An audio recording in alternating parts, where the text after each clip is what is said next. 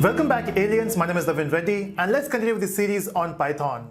So in the last video, we have talked about list, and we were supposed to complete tuples and set, but unfortunately, it was a lengthy video. So let's complete those things in this video. So when we learned about list, it's very simple, right? We have a list of values. Now this list can be of different type. It can be of type integer or a string or float. Now we have another type which is called as tuple. Now what is tuple? So tuple is almost same as list. We can have a collection of value there. The difference is in list we can change value because list is mutable and tuple, you guessed it right, is immutable. That means you cannot change the value. Okay, but where it can be used, that's a different thing, you know. So let's try it out. First, let's create a tuple. So we'll say tup equal to, and the way you create a tuple is we can use some brackets, right? In list, we used to use a square bracket and we used to specify values. There's a thing here. When we use a square bracket, see nowhere we are mentioning that we are going to use list, right? So by default, this square bracket means list. How do we use tuple? Because we cannot use square bracket now. So we have to use a round bracket. So round bracket defines it's a tuple. 21, 36, 14, 25. Now, once you specify these values here, you cannot change it. So we got our tuple. If I say enter, you can see we got 21, 30, 36, 14, and 25. Now let's try to change the value. Let's try it. So I will say tup. Can I use a square bracket? First, let me fetch the values. I will say 1. Enter. Oh, it works. Okay, so when you want to fetch values, we can use square bracket. Okay, let's try to change the values. I will say tup of 1 is equal to, I want to change from 36 to 33. I will say enter. You can see we got an error. It says tuple object does not support item assignment. That means you cannot basically change the value. Can we use certain methods which we had in list? Let's try. So if I say tup dot control space, you can see we have only two methods. One is count and second is index. Okay, if you're getting confused, what is count? Count was there in list as well. So count will count the number of occurrence of a number. Example, let's say if in your tuple you have 10 values, and out of which you have some values like 5 which is repeated 2 times. So if you say 5, it will give you answer 2, and you can fetch the index value for a particular element.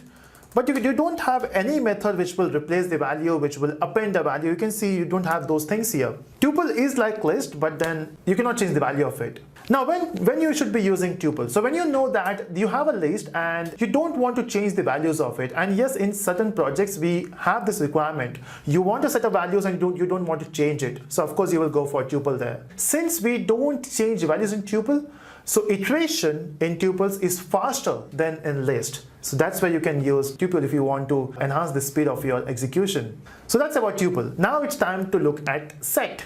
So what is set? Now if you remember the mathematical definition of set, it is simply a collection of elements. It is a collection of unique elements, okay?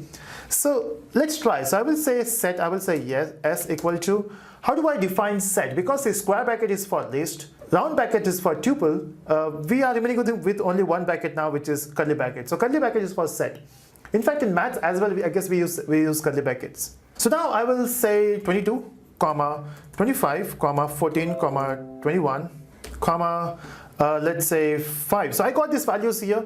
Now these are random values, no specific sequence, so these are not sorted. Now there's one more thing with set, you know.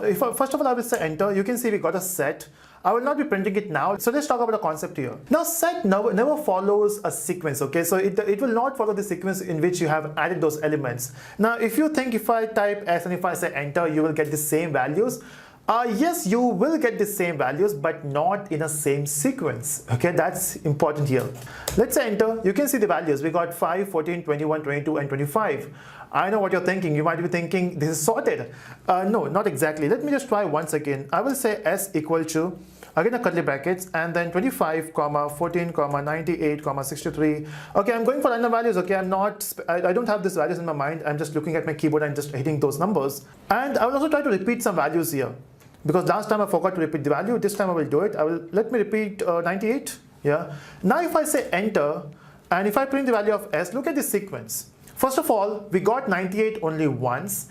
And second, look at the sequence. There is no ascending or descending order. It is random values. So you cannot be sure with the sequence in set.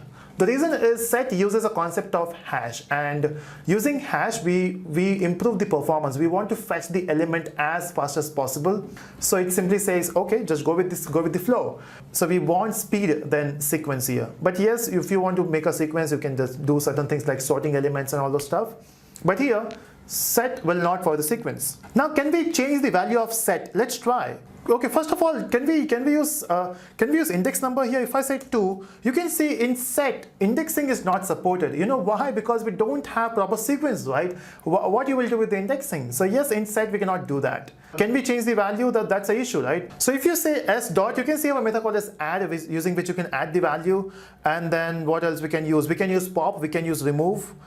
So this thing works in set, you know, so you can try it out, you can do some experiment and it should work. So that's how we use set. So we have tuple and we have set. So let me just go for a quick recap. So we have a list. List is like a collection of values. Now this can be of different type or of same type, doesn't matter.